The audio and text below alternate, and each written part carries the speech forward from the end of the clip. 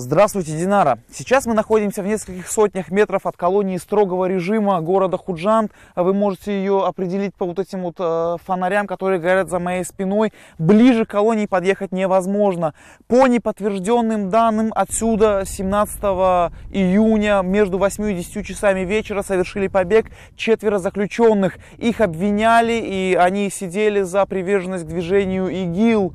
В ходе побега, опять же по неподтвержденным данным, они убили около 8 охранников тюрьмы. В ходе перестрелки 2 из них были убиты. То есть общее количество жертв 10 человек. План перехват, операция «План перехват» была объявлена по всей республике, в том числе в городе Худжанд.